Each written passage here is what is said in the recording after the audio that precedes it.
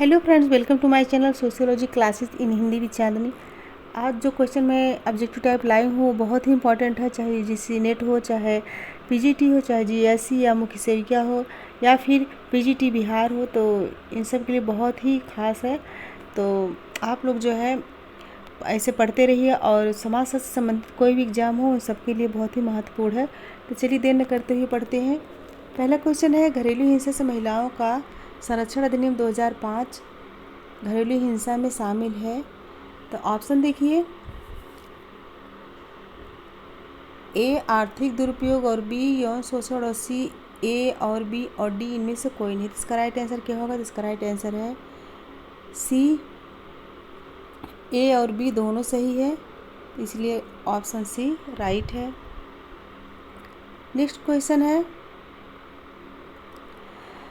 धारा 5 के प्रावधानों में प्रावधान है कि एक पुलिस अधिकारी संरक्षण अधिकारी सेवा प्रदाता या मजिस्ट्रेट जिसे घरेलू हिंसा की शिकायत मिली है या अन्यथा वह घरेलू हिंसा की घटना के स्थान पर मौजूद है या जब घरेलू हिंसा की घटना की सूचना दी जाती है वह पीड़ित व्यक्ति को सूचित करेगा।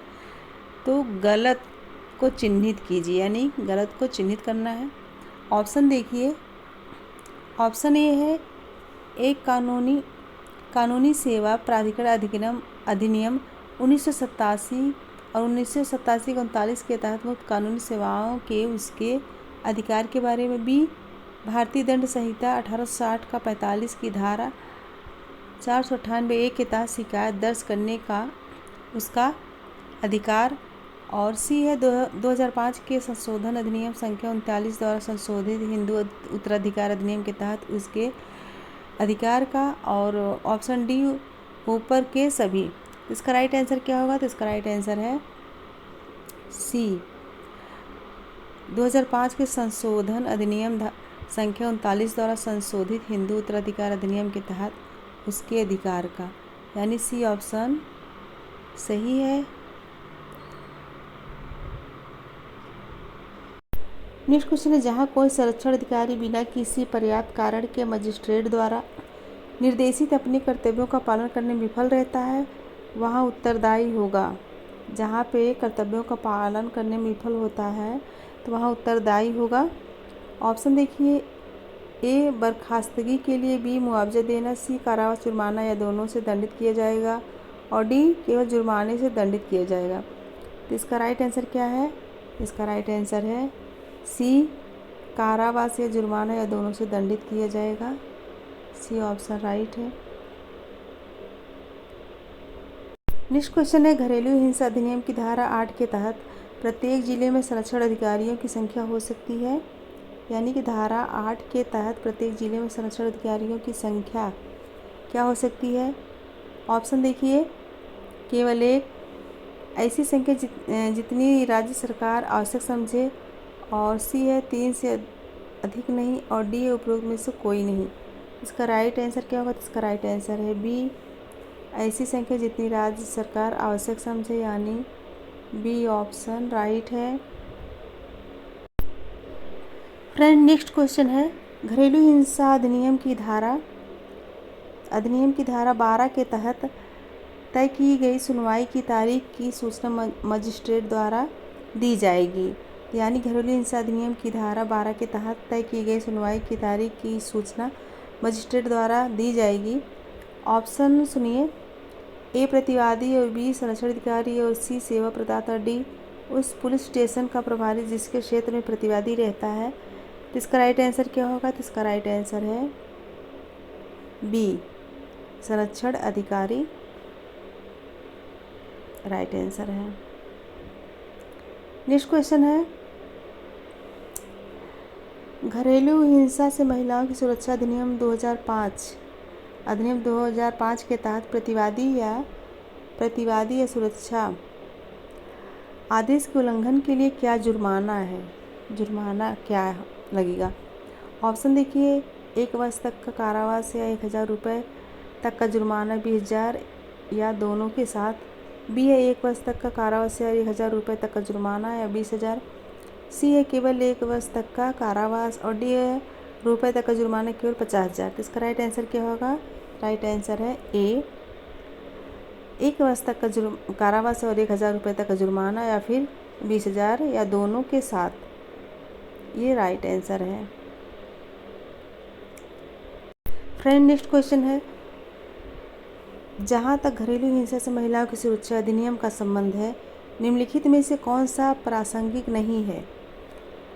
जहाँ तक घरेलू हिंसा से महिलाओं की सुरक्षा का अधिनियम का संबंध है, निम्नलिखित में से कौन सा प्रासंगिक नहीं है? ऑप्शन देखिए कार्यस्थल, और बी देखिए आर्थिक राहत, और सी देखिए संरक्षण आदेश, और डी देखिए आर्थिक शोषण। तो इसका राइट आंसर क्या होगा? ए कार्यस्थल, यानी कि ये ऑप्शन राइट है, यानी प्रासंगिक नहीं, यानी कार्यस्थल प्रासंगिक नहीं है। नेक्स्ट क्वेश्चन,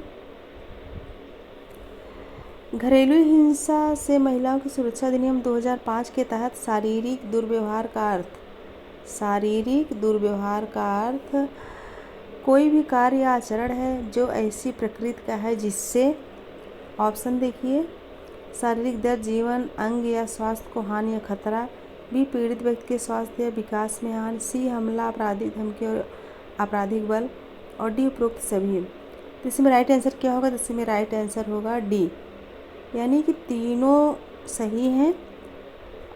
शारीरिक दुर्व्यवहार का अर्थ शारीरिक दर्द, जीवन, अंग या स्वास्थ्य को हानि या खतरा, पीड़ित व्यक्ति के स्वास्थ्य विकास में हानि, हमला, आपराधिक धमकी और आपराधिक बल।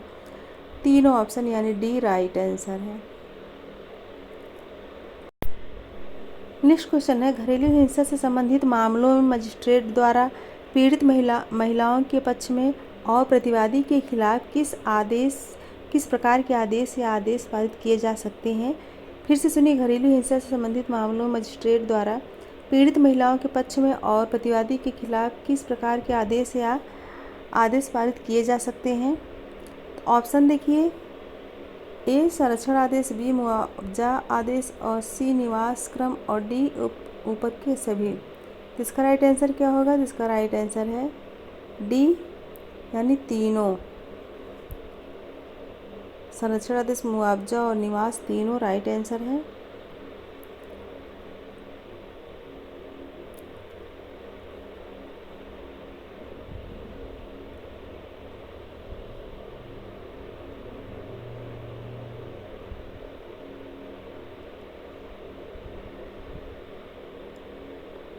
नेक्स्ट क्वेश्चन है, निम्नलिखित में से कौन सा संरक्षण अधिकारियों का कर्तव्य एवं कार्य नहीं है? तो कौन सा नहीं है? ए यह सुनिश्चित करना कि पीड़ित व्यक्ति को कानूनी सेवा प्राधिकरण अधिनियम 1987 या 1987 का 39 के तहत कानूनी सहायता प्रदान की जाती है और निर्धारित प्रपत्र जिसमें शिकायत की जानी है निःशुल्क उपलब्ध कराना, और बी है स्त्री के प्रति समाज के दृष्टिकोण में परिवर्तन लाने का प्रयास करना, और सी है मजिस्ट्रेट के अधिकार क्षेत्र के भीतर स्थानीय क्षेत्र में कानूनी सहायता या परामर्श, आश्रय गृह और चिकित्सा सुविधाएं प्रदान करने वाले सभी सेवा प्रदाताओं की सूची बनाए रखना, और डी है पीड़ित व्यक्ति को इसकी आवश्यकता हो तो सुरक्षित आश्रय गृह उपलब्ध कराना तथा पीड़ित व्यक्ति को आश्रय गृह में रखने की अपनी रिपोर्ट की एक प्रति पुलिस स्टेशन तथा उस क्षेत्र के क्षेत्राधिकार वाले मजिस्ट्रेट को भेजना जहां आश्रय गृह स्थित है। इसका राइट आंसर क्या होगा? इसका राइट आंसर है बी, स्त्री के प्रति समाज के दृष्टिकोण में परिवर्तन लाने का प्रयास करना। ये राइट आंसर है। नेक्स्ट क्वेश्चन है, घरेलू हिंसा अधिनियम की धारा 9 के तहत निम्नलिखित में से कौन सा संरक्षण अधिकार का कार्य नहीं है? तो कौन सा संरक्षण अधिकार का कार्य नहीं है? ए है मजिस्ट्रेट को उसके कार्यों के निर्वहन में सहायता करना, बी सेवा प्रदाताओं की सूची बनाए रखना, सी पीड़ित व्यक्ति का चिकित्सीय परीक्षण कराया जाए, और डी आर्थिक राहत हेतु आदेश देना। इसका राइट आंसर क्या होगा? तो इसका राइट आंसर है डी, डी इसका राइट आंसर होगा। नेक्स्ट क्वेश्चन है, घरेलू हिंसा महिलाओं का संरक्षण अधिनियम 2005 की धारा 1 की उपधारा 3 में प्रावधान है। घरेलू हिंसा से महिलाओं का संरक्षण अधिनियम 2005 की धारा 1 की उपधारा 3 में प्रावधान है। तो ऑप्शन देखिए तभी पता चलेगा। यह उस तारीख से लागू होगा जो केंद्र सरकार आधिकारिक राजपत्र में अधिसूचना द्वारा निर्धारित करेगी। बी, यह उस तारीख से लागू होगा जो केंद्र सरकार आधिकारिक राजपत्र में अधिसूचना द्वारा निर्धारित करेगी और अधिनियम के विभिन्न प्रावधानों के लिए अलग अलग तारीखें नियुक्त की जा सकती हैं। सी है, यह उस तारीख से लागू होगा जो प्रत्येक राज्य की सरकारें अपने आधिकारिक राजपत्र में अधिसूचना द्वारा निर्धारित कर सकती है। और डी, यह उस तारीख से लागू होगा प्रत्येक राज्य की राज्य सरकारें अपने आधिकारिक राजपत्र में अधिसूचना द्वारा नियुक्त कर सकती है और केंद्र सरकार आधिकारिक राजपत्र में सूचना द्वारा संविधान की पहली अनुसूची में निर्दिष्ट केंद्र शासित प्रदेशों के लिए नियुक्त कर सकती है। इसका राइट आंसर क्या होगा? इसका राइट आंसर है बी, यह उस तारीख को लागू होगा जो केंद्र सरकार आधिकारिक राजपत्र में अधिसूचना द्वारा निर्धारित करेगी और अधिनियम के विभिन्न प्रावधानों के लिए अलग अलग तारीखें नियुक्त की जा सकती हैं। नेक्स्ट क्वेश्चन है, घरेलू हिंसा से महिलाओं की सुरक्षा अधिनियम 2005 के तहत द्वारा कर्तव्य का निर्वहन न करने पर जुर्माना कितना लगता है? तो ऑप्शन देखिए। ए है 1 वर्ष तक का कारावास, 1000 रुपये तक का जुर्माना, 25,000 या दोनों के साथ। बी है 1 वर्ष तक का कारावास या 1000 रुपये तक का जुर्माना या 10,000 रुपये या दोनों के साथ। सी है 1 वर्ष का कारावास या 1000 रुपये तक का जुर्माना, 25,000। और डी, संरक्षण अधिकारी पर कोई जुर्माना नहीं लगाया गया। नेक्स्ट क्वेश्चन है, घरेलू हिंसा से महिलाओं की सुरक्षा अधिनियम 2005 के तहत अधिकारी द्वारा कर्तव्य का निर्वहन न करने पर जुर्माना है। यानी 2005 के तहत सुरक्षा अधिकारी द्वारा कर्तव्य का निर्वहन न करने पर जुर्माना क्या लगेगा? ऑप्शन देखिए। 1 वर्ष तक का कारावास या 1000 रुपये तक का जुर्माना, 25,000 या दोनों के साथ। बी है 1 वर्ष तक का कारावास या 1000 रुपये तक का जुर्माना, 10,000 या दोनों के साथ। सी है 1 वर्ष का कारावास एवं 1000 रुपये तक का जुर्माना या 25,000। और डी, संरक्षण अधिकारी पर कोई जुर्माना नहीं लगाया गया। इसका राइट आंसर क्या होगा? तो राइट आंसर है ए, 1 वर्ष तक का कारावास या 1000 रुपये तक का जुर्माना या 25,000 दोनों के साथ। राइट आंसर है। नेक्स्ट क्वेश्चन है, प्रतिवादी द्वारा अधिनियम की धारा 30 के तहत सुरक्षा आदेश के उल्लंघन का अपराध है। प्रतिवादी द्वारा अधिनियम की धारा 30 के तहत सुरक्षा आदेश का उल्लंघन का अपराध है। ऑप्शन देखिए। ए, संज्ञेय या जमानती। बी, असंज्ञेय या जमानती। या सी, संज्ञेय गैर संज्ञेय और गैर जमानती। और डी, गैर संज्ञेय और गैर जमानती। इसका राइट आंसर क्या होगा? तो इसका राइट आंसर है सी, इसका राइट आंसर होगा। नेक्स्ट क्वेश्चन है, घरेलू हिंसा से महिलाओं का संरक्षण अधिनियम 2005 एक अधिनियम है। घरेलू हिंसा से महिलाओं का संरक्षण अधिनियम 2005 एक अधिनियम है। ऑप्शन, महिलाओं को किसी भी हिंसा से बचाने के लिए अधिनियम किया गया। बी, विवाहित महिलाओं को घरेलू हिंसा से बचाने के लिए अधिनियम बनाया गया। और सी, महिलाओं को किसी भी वयस्क पुरुष द्वारा की जाने वाली घरेलू हिंसा से बचाने के लिए अधिनियम किया गया। डी, महिलाओं को किसी भी व्यक्ति द्वारा की जाने वाली घरेलू हिंसा से बचाने के लिए अधिनियम किया गया। राइट आंसर क्या होगा? राइट आंसर है डी,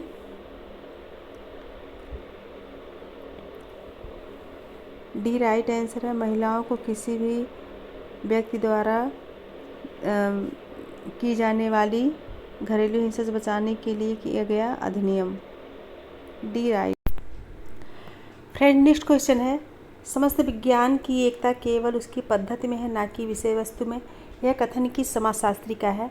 तो ऑप्शन देखिए। A, Karl Pearson. B, Stuart चेंज। और सी, लुंडबर्ग। और डी, बर्नार्ड। इसका राइट आंसर क्या होगा? इसका राइट आंसर है A, Karl Pearson. Karl Pearson ने ही कहा है। जहाँ एकता की बात आए तो वहाँ कार्ल पियर्सन होंगे, ये ध्यान में रखिएगा। नेक्स्ट क्वेश्चन है, समाजशास्त्र की सर्वप्रथम पुस्तक कौन सी है? A, society. B, sociology. और सी, प्रिंसिपल ऑफ सोशियोलॉजी। और डी, उपरोक्त में से कोई नहीं।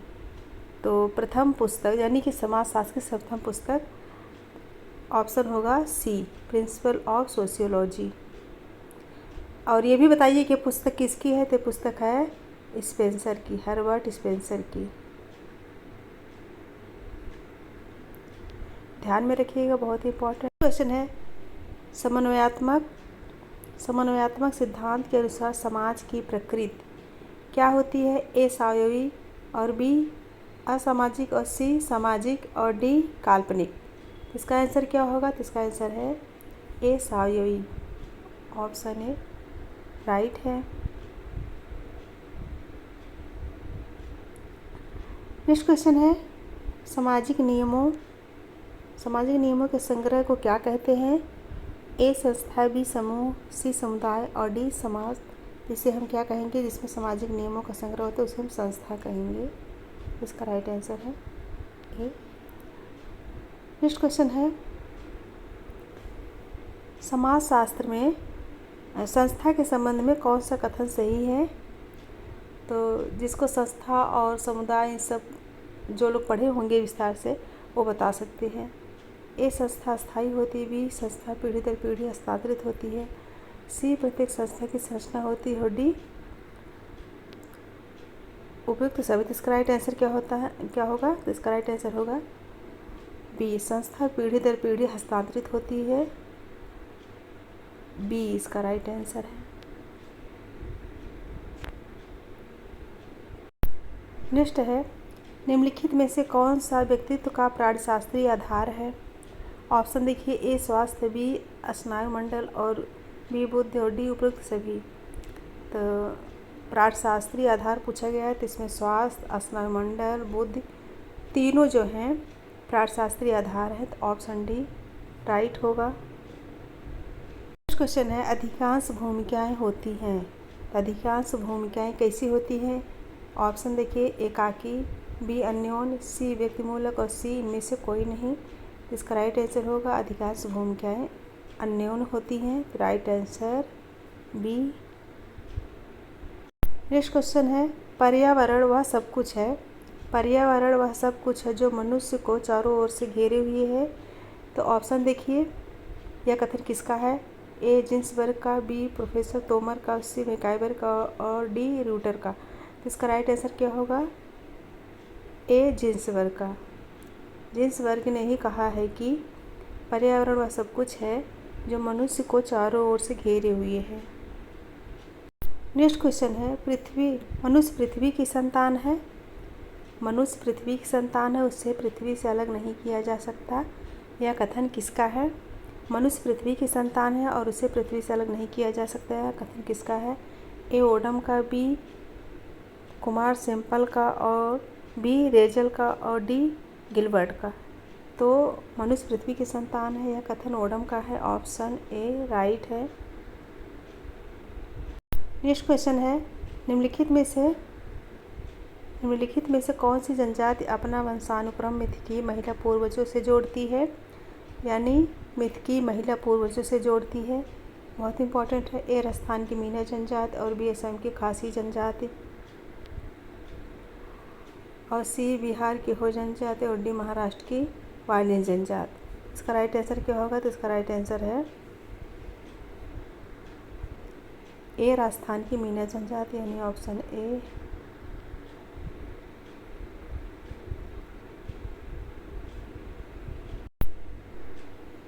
किस विचारक का मानना है कि मानव के संपूर्ण पर्यावरण में मनुष्यकृत पर्यावरण को घटा देने से जो शेष बचता है उसी को प्राकृतिक पर्यावरण कहा जाता है? यानी कि किस विचारक का मानना है कि मानव के संपूर्ण पर्यावरण में मनुष्यकृत पर्यावरण को घटा देने से जो शेष बचता है उसी को प्राकृतिक पर्यावरण कहा जाता है? तो इसका राइट आंसर क्या? ऑप्शन देखिए, एटिंस्टन, बी मैकाइवर और सी सोरोकिन और डी रिचार्ड मीड। तो इसका राइट आंसर क्या होगा? तो इसका राइट आंसर है सी सोरोकिन। सोरोकिन ने कहा है कि मानव के संपूर्ण पर्यावरण में मनुष्यकृत पर्यावरण को घटा देने से शेष बचता है उसी को प्राकृतिक पर्यावरण कहा जाता है। नेक्स्ट है, सामान्यतः एक परिस्थिति समाज अथवा समूह का एक पद है। एक क्वेश्चन अक्सर पूछा जाता है, सामान्यतः एक परिस्थिति अथवा एक समूह के पद हैं।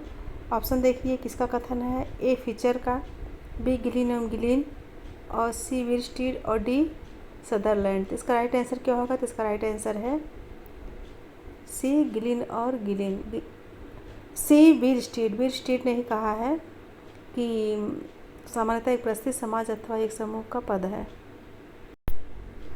नेक्स्ट क्वेश्चन है, किसने कहा है कि व्यक्तित्व के निर्माण में आनुवंशिकता एवं पर्यावरण दोनों का ही महत्व है? किसका कथन है कि व्यक्तित्व के निर्माण में आनुवंशिकता एवं पर्यावरण दोनों का ही महत्व है? ए, आलपोर्ट और बी, यंग, सी, डीवर और डी, प्रिंस। तो इसका राइट आंसर क्या होगा? तो इसका राइट आंसर है ए, आलपोर्ट। आलपोर्ट ने ही कहा है कि व्यक्तित्व के निर्माण में आनुवंशिकता एवं पर्यावरण दोनों का ही महत्व है। फ्रेंड्स, मैं चुन चुन के एक क्वेश्चन लाई हूँ जो कि आने वाले एग्ज़ाम के लिए बहुत ही इम्पॉर्टेंट है। तो मैं क्वेश्चन को पहले ढूंढती हूँ कि जो थोड़ा टफ रहता है वही लाती हूँ, जिससे जो आप लोगों की तैयारी अच्छे से हो जाए। नेक्स्ट है, किसी समान लक्ष्य के लिए विभिन्न व्यक्तियों या समूहों का परस्पर मिलकर कार्य करना ही सहयोग है। किसी समान लक्ष्य के लिए विभिन्न व्यक्तियों समूहों का परस्पर मिलकर कार्य करना ही सहयोग है। ऑप्शन देखिए, मीन, ए, ग्रीन और बी, किंग्सले डेविस और सी, सदरलैंड तथा वुडवर्ड और डी, फेयरचाइल्ड। यह कथन किसका है? तो यह कथन जो है सदरलैंड का है। तो ऑप्शन सी राइट है। किसी समान लक्ष्य के लिए विभिन्न व्यक्तियों समूहों का परस्पर मिलकर कार्य करना ही सहयोग है। नेक्स्ट है, एकीकरण की प्रक्रिया किन कारकों पर निर्भर है? ए, समरूपता, बी, समूह का आकार और सी, शारीरिक गतिशीलता। इसका राइट आंसर क्या होगा? तो इसका राइट आंसर है उपयुक्त सभी, यानी कि समरूपता, समूह का आकार और शारीरिक गतिशीलता तीनों पे निर्भर है। तो इसका राइट आंसर है डी। नेक्स्ट क्वेश्चन है, सामाजिक आदर्श द्वारा निर्धारित लक्ष्य को प्राप्त करने का माध्यम क्या है? सामाजिक आदर्श द्वारा निर्धारित लक्ष्य को प्राप्त करने का माध्यम क्या है? ऑप्शन देखिए, कानून, बी, मूल्य और सी, परिपाटी और डी, प्रथा। इसका राइट आंसर होगा बी, मूल्य। मूल्य जो है ये सामाजिक आदर्श द्वारा मूल्य द्वारा निर्धारित लक्ष्य को प्राप्त करने का माध्यम है, यानी मूल्य से ही लक्ष्य को प्राप्त कर सकते हैं। फ्रेंड्स, नेक्स्ट क्वेश्चन है, मूल्य एक समाज से दूसरे समाज में भिन्न होते हैं, यानी कि मूल्य जो है एक समाज से दूसरे समाज में भिन्न होते हैं। ये कथन किसका है? ए, राधाकमल मुखर्जी, बी, जॉनसन और सी, हरालाम्बोस और डी, पार्सन्स। यानी कि मूल्य एक समाज से दूसरे समाज में भिन्न होते हैं, यह कथन किसका है? तो ये ऑप्शन सी, हरालाम्बोस। इनका नाम भी बहुत। नेक्स्ट क्वेश्चन है, सामाजिक आदर्श समूह की आकांक्षाएं हैं। सामाजिक आदर्श समूह की आकांक्षाएं हैं। ऑप्शन देखिए, किसका कथन है? ए, वुड्स, बी, किम्बालेंग और सी, पार्सन्स और डी, उपरोक्त में से कोई नहीं। सामाजिक आदर्श समूह की आकांक्षाएं, ये कथन जो है किम्बालेंग का है। ऑप्शन बी, किम्बालेंग ने ही कहा था कि। नेक्स्ट क्वेश्चन है, मानव समाज एवं मानव कल्याण के लिए मूल्यों का पालन एवं संरक्षण आवश्यक है। बहुत ही इम्पॉर्टेंट है। मानव समाज एवं मानव कल्याण के लिए मूल्यों का पालन एवं संरक्षण आवश्यक है, कथन किसका है? ए, मनु, बी, लिंटन, सी, राधाकमल मुखर्जी और डी, आलपोर्ट। इसका राइट आंसर होगा सी ऑप्शन। नेक्स्ट क्वेश्चन है, समाज के बाहरी ढांचे को सामान्यतः किस नाम से जाना जाता है? ऑप्शन देखिए, सामाजिक संगठन, बी, सामाजिक व्यवस्था, सी, सामाजिक संरचना और डी, सामाजिक अंतरक्रिया। इसका राइट आंसर क्या होगा? तो इसका राइट आंसर है सी, सामाजिक संरचना। सामाजिक संरचना ही समाज के बाहरी ढांचे के नाम से जाना जाता है। नेक्स्ट क्वेश्चन है, किन विद्वानों ने सामाजिक संरचना की विस्तारपूर्वक व्याख्या की है? किन विद्वानों ने सामाजिक संरचना की विस्तारपूर्वक व्याख्या की है? ए, पार्सन्स, बी, रॉबर्ट के मर्टन और सी, कार्ल मैनहीम और डी, उपयुक्त सभी। इसका राइट आंसर क्या होगा? इसका राइट आंसर है डी, पार्सन्स, रॉबर्ट के मर्टन और कार्ल मैनहीम तीनों ने मिलकर सामाजिक संरचना का विस्तारपूर्वक व्याख्या की है, यानी डी सही है। नेक्स्ट क्वेश्चन है, विभिन्न समूह एवं संस्थाओं के बीच असंतुलन उत्पन्न हो जाने को हम क्या कहते हैं? ऑप्शन देखिए, अव्यवस्था कहते हैं, बी, व्यवस्था कहते हैं, सी, संरचना कहते हैं और डी, अपराध कहते हैं। इसका राइट आंसर क्या होगा? तो इसका राइट आंसर है ए, उसे हम अव्यवस्था कहते हैं, क्योंकि समूह एवं संस्थाओं के बीच जब असंतुलन पैदा होता है तो अव्यवस्था पैदा हो जाती है। फ्रेंड नेक्स्ट क्वेश्चन है, संरचना स्ट्रक्चर शब्द किस भाषा के शब्द से बना है? ए लैटिन और बी ग्रीक भाषा, सी रोमन भाषा से और डी फ्रेंच भाषा से। तो संरचना शब्द जो है लैटिन भाषा से बना है, स्ट्रक्चर जो है लैटिन भाषा से बना है। नेक्स्ट है, सामाजिक संरचना अनेक अंगों की क्रमबद्धता को स्पष्ट करती है। सामाजिक संरचना अनेक अंगों की क्रमबद्धता को स्पष्ट करती है, किसका मत है? A MacIver, B Radcliffe Brown और सी मेंडल और डी पार्सन्स। तो इसका राइट आंसर क्या होगा? तो इसका राइट आंसर है B Radcliffe Brown. Next question है, पुस्तक division of labour in society के लेखक कौन है? Division of labour in society पुस्तक के लेखक कौन है? ऑप्शन है ए रेडक्लिफ ब्राउन और B Ward, C Parsons, D Durkheim. इसका राइट आंसर होगा डी दुर्खीम।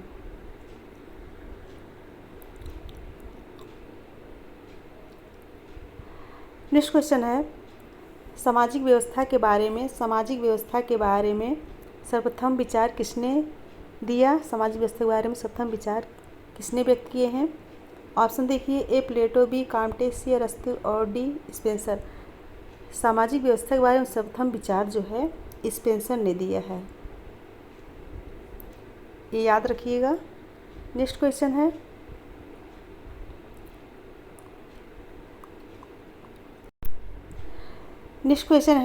निम्नलिखित में से कौन सी सहयोगी प्रक्रिया नहीं है? ऑप्शन देखिए, सहयोग, बी समायोजन और सी प्रतिस्पर्धा, डी सात्मीकरण।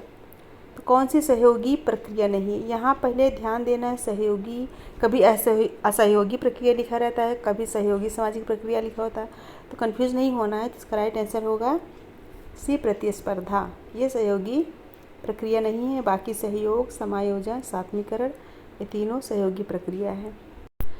फ्रेंड नेक्स्ट क्वेश्चन है, निम्नलिखित में से कौन सी प्रक्रिया विघटनात्मक नहीं है? यानी विघटनात्मक नहीं है, कौन सी प्रक्रिया है वो? ऑप्शन देखिए, संघर्ष, बी प्रतियोगिता, सी व्यवस्थापन और डी अनुकूलन।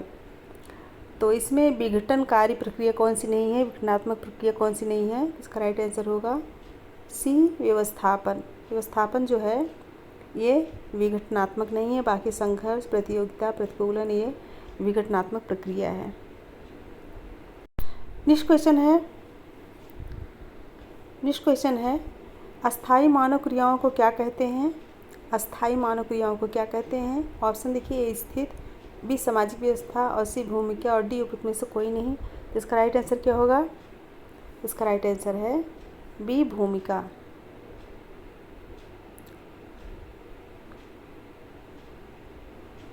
सॉरी, बी नहीं, सी। क्या है? सी, मैंने बी बोल दिया, सी भूमिका। नेक्स्ट क्वेश्चन है, नगरीय जीवन की विशेषता क्या क्या है? ऑप्शन देखिए, ए विषमता और बी कृत्रिमता और सी द्वितीयक संबंध और डी उपयुक्त सभी। तो इसका राइट आंसर क्या होगा? तो इसका राइट आंसर है उपयुक्त सभी, ऑप्शन डी राइट है। नगरीय जीवन की विशेषता विषमता, कृत्रिमता और द्वितीयक संबंध, ये सब है नगर की विशेषता। नेक्स्ट क्वेश्चन है,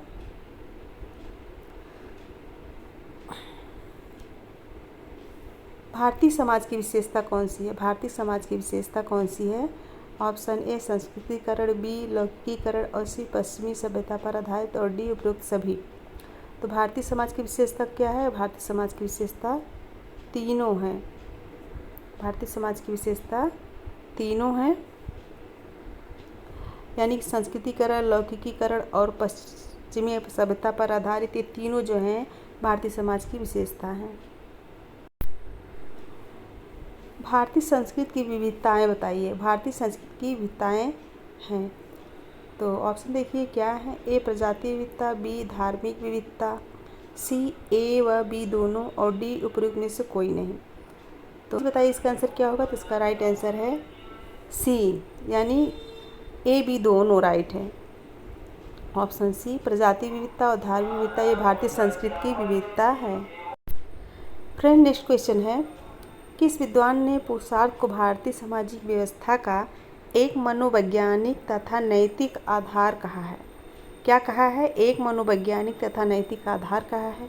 तो ऑप्शन देखिए, A Max Weber, B D G S Ghurye, doctor G S Ghurye, और C doctor M N Srinivas, और डी पी एन प्रभु। तो इसमें राइट आंसर क्या होगा? तो राइट आंसर है डी, पी एन प्रभु ने ही कहा है पुरुषार्थ को भारतीय सामाजिक व्यवस्था का एक मनोवैज्ञानिक तथा नैतिक आधार कहते हैं। फ्रेंड्स, अगर वीडियो पसंद आए ज़रूर सब्सक्राइब कीजिएगा, मैं बार बार कह रही हूँ, जिससे कि मेरी कोई वीडियो बनाऊँ तो आप लोगों तक पहुँच सके आसानी से। नेक्स्ट क्वेश्चन है, भारतीय सामाजिक व्यवस्था का वह कौन सा आधार है जिसके द्वारा प्रत्येक व्यक्ति को व्यवस्थित रूप से अपने कर्तव्यों को पूरा करने की प्रेरणा दी गई है? भारतीय सामाजिक व्यवस्था का वह कौन सा आधार है जिसके द्वारा प्रत्येक व्यक्ति को व्यवस्थित रूप से अपने कर्तव्यों को पूरा करने की प्रेरणा दी गई है? तो ऑप्शन देखिए, कर्म का सिद्धांत, बी पुरुषार्थ, और सी संयुक्त परिवार, और डी विवाह संस्कार। इसका राइट आंसर क्या होगा फ्रेंड्स? इसका राइट आंसर होगा बी पुरुषार्थ, यानी राइट आंसर होगा बी पुरुषार्थ। हिंदू दर्शन के अनुसार कितने पुरुषार्थ हैं? कितने हैं? ये तो सबको पता होगा। ए 4, बी 3, और सी 8, और डी 5। हिंदू दर्शन के अनुसार पुरुषार्थ जो हैं 4 हैं, तो ऑप्शन ए जो है राइट होगा। नेक्स्ट है, धर्म अर्थ काम मोक्ष क्या है? यानी धर्म अर्थ काम मोक्ष क्या है? ए पुरुषार्थ है, बी वर्ण है, सी जाति है, और डी आश्रम है। तो ये क्या है? पुरुषार्थ है, यानी ऑप्शन ए सही है। धर्म अर्थ काम मोक्ष पुरुषार्थ है। फ्रेंड नेक्स्ट क्वेश्चन है, पुरुषार्थ के अंतर्गत धर्म अर्थ काम का अंतिम लक्ष्य क्या है? पुरुषार्थ के अंतर्गत धर्म अर्थ काम तथा काम का अंतिम लक्ष्य है। ए व्यक्ति का आध्यात्मिक विकास करना, बी मोक्ष प्राप्त करना, सी आत्मनियंत्रण में वृद्धि करना, और डी सांसारिक जीवन में सफलता दिलाना। तो इन सब का क्या कारण है? प्लीज़ बताइए। बी क्या सही होगा? ऑप्शन बी, पुरुषार्थ के अंतर्गत धर्म तथा काम का अंतिम लक्ष्य क्या है? मोक्ष प्राप्त करना। बी ऑप्शन राइट है। नेक्स्ट क्वेश्चन है, हिंदू जीवन का अंतिम उद्देश्य क्या है? हिंदू जीवन का अंतिम उद्देश्य क्या माना जाता है? ए धर्म, बी अर्थ, सी काम, और डी मोक्ष। तो क्या माना जाता है? मोक्ष, यानी कि डी ऑप्शन सही है। हिंदू जीवन का अंतिम उद्देश्य क्या है? मोक्ष है। फिर नेक्स्ट क्वेश्चन है, वर्ण का अर्थ है, वर्ण का क्या अर्थ है? ए रंग, बी चुनाव करना, सी वृत्ति के अनुरूप, और डी उपयुक्त सभी। इसका राइट आंसर होगा डी उपयुक्त सभी। वर्ण का अर्थ रंग से लिया जाता है, चुनाव से करने से लिया जाता है, और वृत्ति के अनुरूप इन तीनों से लिया जाता है, यानी कि तीनों जो है सही है। नेक्स्ट क्वेश्चन है, वर्ण व्यवस्था के अंतर्गत वर्णों की संख्या कितनी मानी गई है? ऑप्शन देखिए 2, और बी जो है 3, और सी 4, और डी 5। तो वर्ण व्यवस्था के अंतर्गत जो है वर्णों की संख्या कितनी है? वर्णों की संख्या ऑप्शन सी 4 है, यानी कि सी ऑप्शन 4 है। फ्रेंड्स, बहुत ही इंपॉर्टेंट क्वेश्चन है, आप लोग ज़रूर पढ़िएगा। और नेक्स्ट है, यह किसने कहा कि वर्ण व्यवस्था का आधार कर्म है, जन्म नहीं? Very very important. यह किसने कहा कि वर्ण व्यवस्था का आधार कर्म है, जन्म नहीं? तो ऑप्शन देखते हैं, जे छट्टन, और बी डॉक्टर राधाकृष्णन, और सी महर्षि वेदव्यास, और डी मैक्स मूलर। यह कथन किसका है कि वर्ण व्यवस्था का आधार कर्म है, जन्म नहीं? तो यह option B doctor Radhakrishnan, option B doctor Radhakrishnan का कथन है।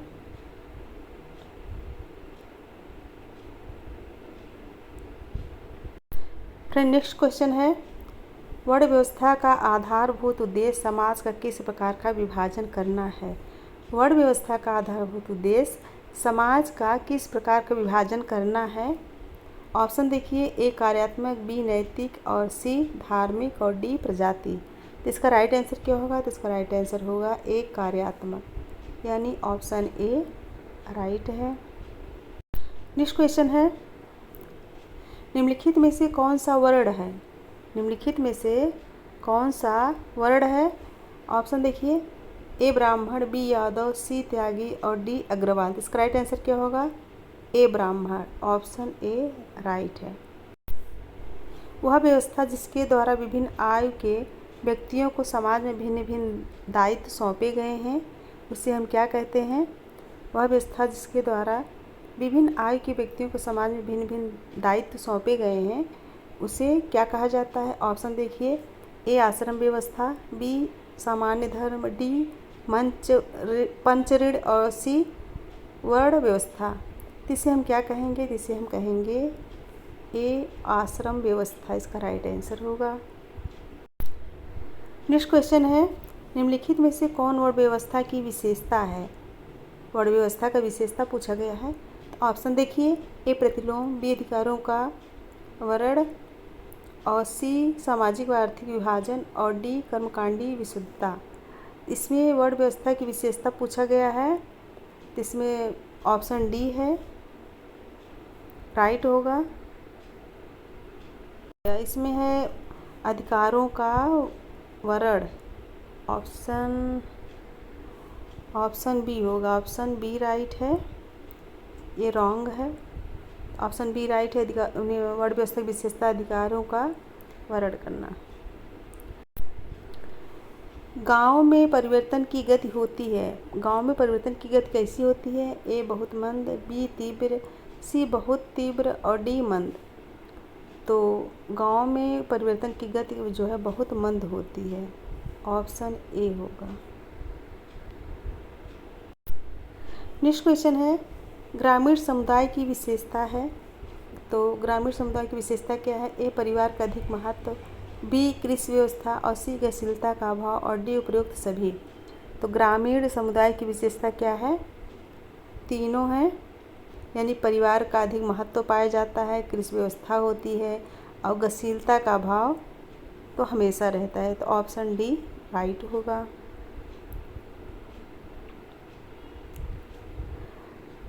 नेक्स्ट है, भाग्यवादी विशेषता है। भाग्यवादी विशेषता किसे मानते हैं? ए ग्रामीण समाज की विशेषता, बी नगरीय समाज की और सी जटिल समाज की और डी औद्योगिक समाज की। तो इसका राइट आंसर क्या होगा? इसका राइट आंसर है ए, भाग्यवादी विशेषता हम ग्रामीण समाज की विशेषता मानते हैं, ग्रामीण समाज को ही मानते हैं। नेक्स्ट है,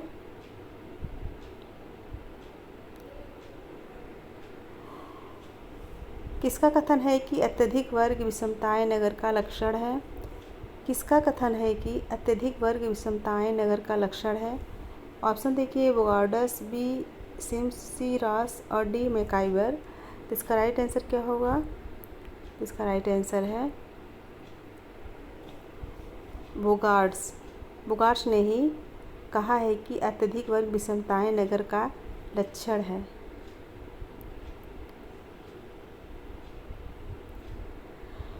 फ्रेंड नेक्स्ट क्वेश्चन है, भारत में राष्ट्रीय एकता के सहायक तत्व कौन से हैं? राष्ट्रीय एकता के बारे में पूछा गया है। तो ऑप्शन देखिए, जातिवाद, बी क्षेत्रवाद और सी सामाजिक समानता और डी भाषावाद। यानी राष्ट्रीय एकता के सहायक तत्व क्या हैं? सामाजिक समानता, यानी कि सी ऑप्शन राइट है। नेक्स्ट है, भारत में राष्ट्रीय एकता में बाधक तत्व, वो एक इसके पहले जो क्वेश्चन था वो देखिए, ये एकता के सहायक तत्व पूछे हैं इसमें, यानी कि भारत में राष्ट्रीय एकता के सहायक तत्व कौन से हैं, और ये जो है भारत में राष्ट्रीय एकता में बाधक तत्व कौन से हैं, ये पूछा गया है। तो बाधक तत्व कौन सा होगा भारत में राष्ट्रीय एकता में? बाधक तत्व ए इकहरी नागरिकता और बी एक राष्ट्र भाषा और सी क्षेत्रवाद और डी राष्ट्रीय त्यौहार। तो राष्ट्रीय एकता में बाधक तत्व कौन सा है? क्षेत्रवाद, यानी ऑप्शन सी राइट है। नेक्स्ट क्वेश्चन है, निम्नलिखित में से कौन सा आश्रम व्यवस्था से संबंधित नहीं है? निम्नलिखित में से कौन सा आश्रम व्यवस्था से संबंधित नहीं है? ए ऑप्शन देखते हैं, ए ब्रह्मचर्य आश्रम, बी गृहस्थ आश्रम और सी संन्यास आश्रम और डी आचार्य रजनीत आश्रम। ये तो सबको पता होगा, डी ऑप्शन सही है, क्योंकि ब्रह्मचर्य और गृहस्थ संन्यास ये सब जो है आश्रम व्यवस्था से संबंधित है और ये नहीं है। नेक्स्ट क्वेश्चन है, शास्त्रकारों के अनुसार कितने वर्ष की आयु पूरी कर लेने के पश्चात व्यक्ति को वानप्रस्थ आश्रम में प्रवेश करना चाहिए? तो ऑप्शन देखिए, 25, बी 50, सी 75 और डी उपयुक्त में से कोई नहीं। इसका राइट आंसर है बी 50, ऑप्शन बी राइट है। नेक्स्ट क्वेश्चन है, आश्रम शब्द का अर्थ है, आश्रम शब्द का अर्थ है, तो ऑप्शन देखिए क्या अर्थ है? ए एक ऐसा स्थान जहाँ प्रयत्न या परिश्रम किया जाता है और बी इस प्रकार के प्रयत्न या परिश्रम के निमित्त की जाने वाली क्रिया, सी ठहरने का स्थान अथवा विश्राम स्थल और डी उपयुक्त सभी। तो इसका राइट आंसर क्या होगा? तो इसका राइट आंसर है ए एक ऐसा स्थान जहाँ प्रयत्न या परिश्रम किया जाता है, तो ऑप्शन ए राइट है।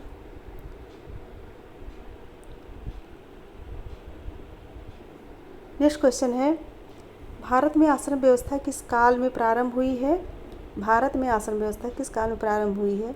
ए स्मृत काल और बी वैदिक काल और सी उपनिषद काल और डी मध्यकाल। भारत में आश्रम व्यवस्था किस काल में प्रारंभ हुई है? इसका तो ये जो है उपनिषद काल में। किस काल में? उपनिषद काल में, यानी ऑप्शन सी सही है। भारत में आश्रम व्यवस्था किस काल में प्रारंभ हुई? आश्रम व्यवस्था उपनिषद काल में प्रारंभ हुई। अच्छे से याद कर लेना, बहुत ही इंपॉर्टेंट है, वेरी वेरी इंपॉर्टेंट। और नेक्स्ट क्वेश्चन है, पार्सन्स के अनुसार निम्नलिखित में से कौन सा सामाजिक व्यवस्था का पक्ष है? सामाजिक व्यवस्था का कौन सा पक्ष है? ए संस्थापक, बी प्रकार्यात्मक, सी संरचनात्मक, डी उपयुक्त सभी। तो सामाजिक व्यवस्था का पक्ष कौन सा है? हमें तो लग रहा है डी, यानी डी सही होगा। नेक्स्ट है, भारतीय ग्रामीण समाज का मुख्य व्यवसाय क्या है? ए उद्योग, बी कृषि, सी वाणिज्य और डी व्यापार। ये भी इजी है, तो ऑप्शन बी राइट होगा।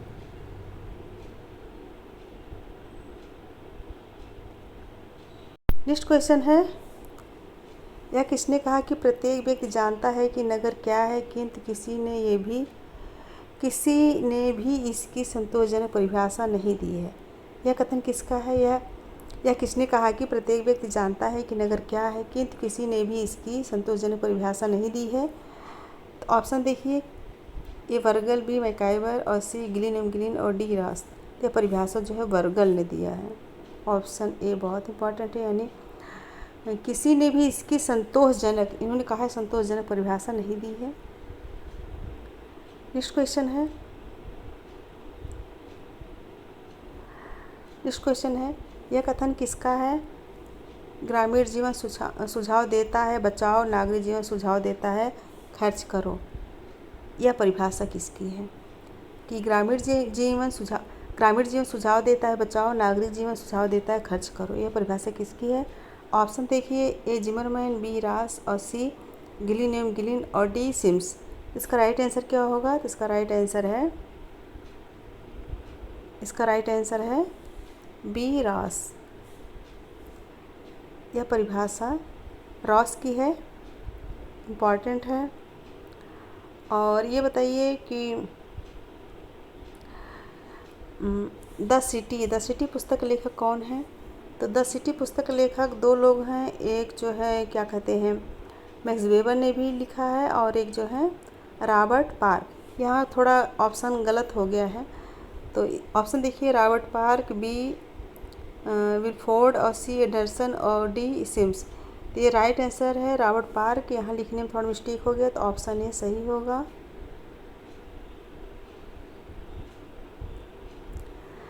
नेक्स्ट क्वेश्चन है आश्रम व्यवस्था का उद्देश्य क्या है। आश्रम व्यवस्था का उद्देश्य क्या है।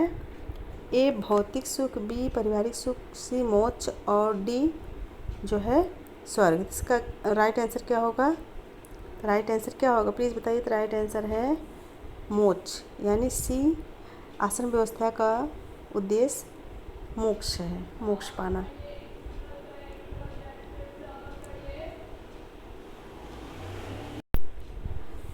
नेक्स्ट क्वेश्चन है कर्मण्येवाधिकारस्ते मा फलेषु कदाचन, यह कथन किस ग्रंथ में वर्णित है। प्लीज़ बताइए। कर्मण्येवाधिकारस्ते मा फलेषु कदाचन, यह किस ग्रंथ में वर्णित है। ऑप्शन देखिए महाभारत, बी गीता, सी रामायण और डी मनुस्मृति। ये गीता में कहा गया है। Option B right. नेक्स्ट है कर्म की अवधारणा संबंधित है। कर्म की अवधारणा किससे संबंधित है। ऑप्शन ए कर्मफल से, बी पुनर्जन्म से, सी प्रारब्ध से, डी उपर्युक्त सभी से। इसका राइट आंसर होगा डी उपर्युक्त सभी से। कर्मफल से, पुनर्जन्म से, प्रारब्ध से, तीनों से कर्म की अवधारणा संबंधित है। नेक्स्ट क्वेश्चन है गीता में कर्म के कितने भेद बताए गए हैं। गीता में कर्म के कितने भेद बताए गए हैं। ऑप्शन देखिए ए 2, बी 4, सी 4, बी 3 और डी 6। तो बी 3 यानी 3 बताए गए हैं। गीता में कर्म के 3 भेद बताए गए हैं।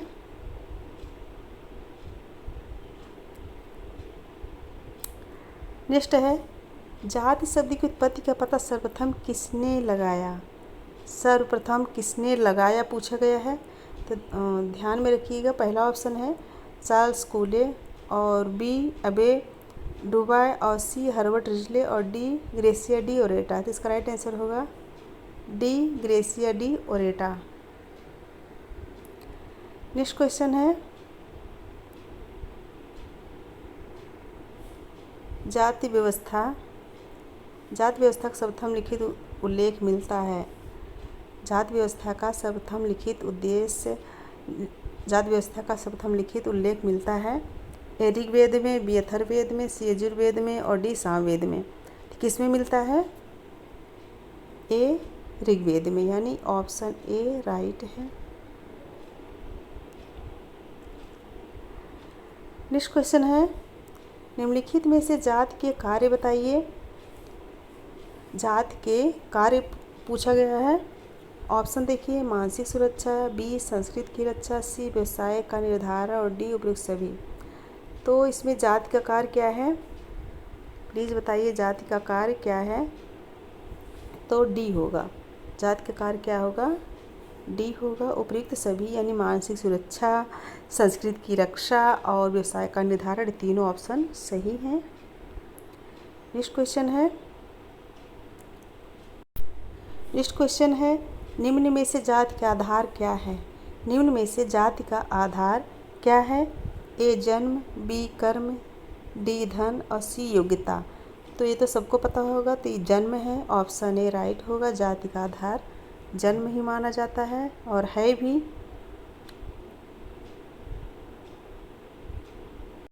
नेक्स्ट क्वेश्चन है जाति की उत्पत्ति का व्यावसायिक सिद्धांत किसने दिया।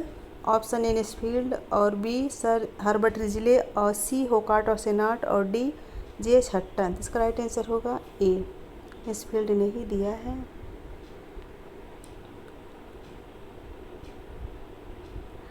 नेक्स्ट क्वेश्चन है जाति और वर्ग में क्या समानता है। जाति और वर्ग में क्या समानता है। ए अर्जित प्रस्थित, बी प्रदत्त प्रस्थित, सी संस्करण और डी भोजन तथा सामाजिक संपर्क पर प्रतिबंध। तो इसका राइट आंसर क्या होगा। इसका राइट आंसर है जाति और वर्ग में क्या समानता है प्लीज़ बताइए। सी यानी संस्करण। जाति और वर्ग में संस्करण की समानता है। जाति की प्रकृति होती है। जाति की प्रकृति कैसी होती है। ए परिवर्तनशील, बी अपरिवर्तनशील, सी बंद और डी खुला। तो ऑप्शन सी इसका राइट आंसर होगा। जाति की प्रकृति जो है बंद होती है।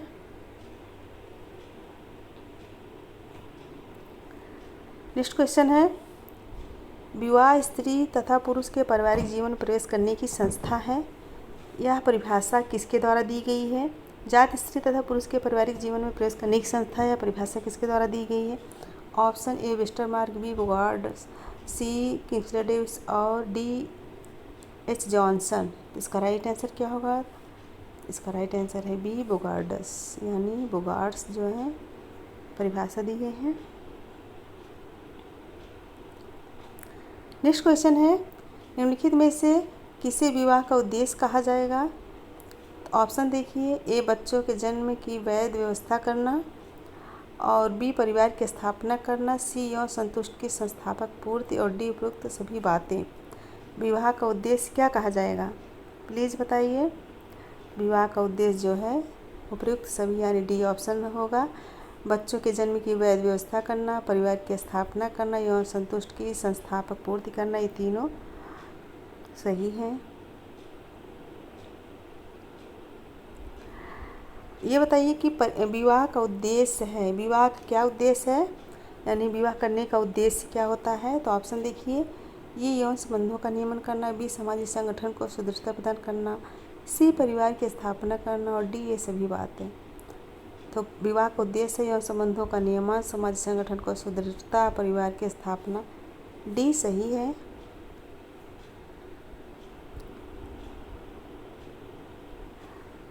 नेक्स्ट क्वेश्चन है, हिंदुओं में विवाह को माना जाता है, क्या माना जाता है? ए धार्मिक संस्कार, और बी सामाजिक समझौता, और सी कानूनी बंधन। तो विवाह को क्या माना जाता है? एक धार्मिक संस्कार माना जाता है। तो ऑप्शन ए राइट है।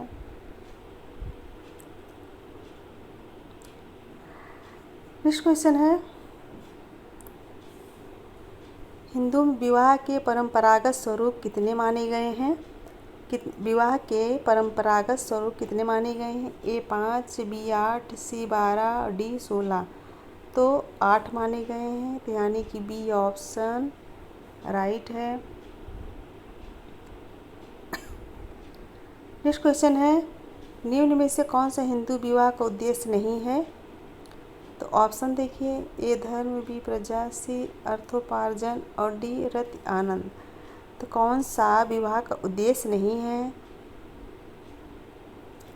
प्लीज़ बताइए कौन सा उद्देश्य नहीं है? सी ऑप्शन राइट है।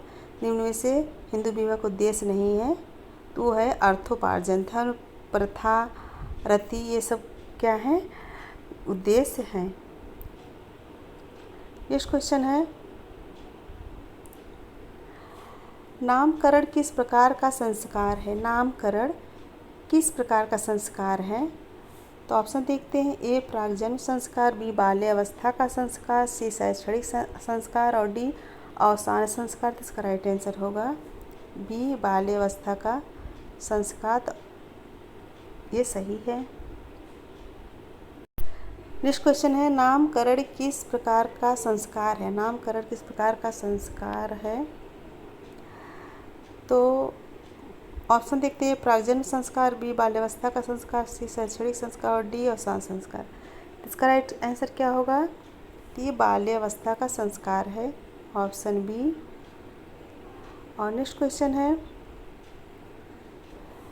कड़वेद, यानी कड़वेद मतलब कड़छेदन किस प्रकार का संस्कार है? ऑप्शन देखते हैं, प्रागजन्म संस्कार, बी बाल्यावस्था का संस्कार, सी शैक्षणिक संस्कार, और डी अवसान संस्कार। तो इसका राइट आंसर क्या होगा? बी, यानी ये भी बाल्यावस्था का संस्कार, क्योंकि कड़छेदन बाल्यावस्था में ही होता है।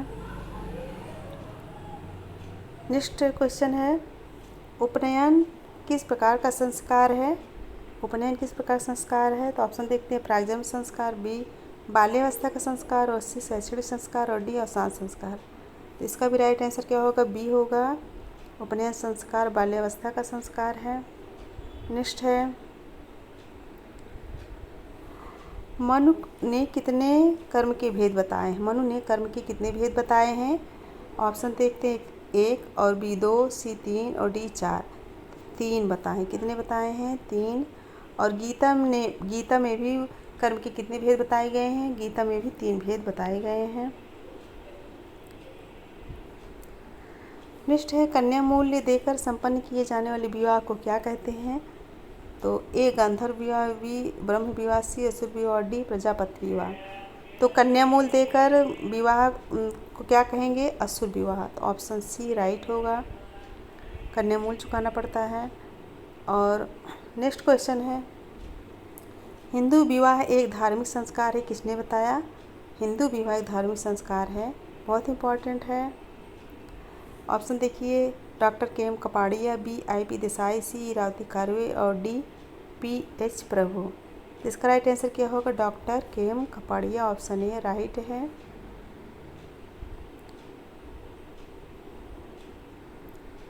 नेक्स्ट क्वेश्चन है, वह कौन सा विवाह है जिसमें स्त्री का अपहरण करके उससे विवाह किया जाता है? जिसमें स्त्री का अपहरण करके तब विवाह किया जाता है, यानी पहले अपहरण करते हैं फिर विवाह करते हैं। तो ऑप्शन देखते हैं, पैशाच विवाह, बी असुर विवाह, सी आर्ष विवाह, डी राक्षस विवाह। इसका राइट आंसर डी हो गया। जब कन्या मूल चुकाते हैं, क्रय करके विवाह करते हैं तो उसे असुर विवाह कहते हैं। जब अपहरण करते हैं तो उसे हम क्या कहते हैं? राक्षस विवाह कहते हैं। नेक्स्ट क्वेश्चन है, शरीयत के अनुसार मुस्लिम विवाह को क्या माना जाता है? शरीयत के अनुसार मुस्लिम विवाह को क्या माना गया है? ऑप्शन देखते हैं, ये खुदा का हुक्म, बी समझौता, सी सुन्नाह और डी उपरोक्त में से कोई नहीं। तो इसका राइट आंसर होगा बी, यानी समझौता। शरीयत के अनुसार मुस्लिम विवाह को समझौता माना गया है।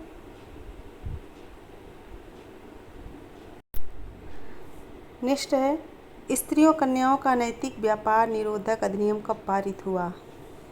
बहुत इंपॉर्टेंट है, स्त्रियों और कन्याओं का अनैतिक व्यापार निरोधक अधिनियम कब पारित हुआ?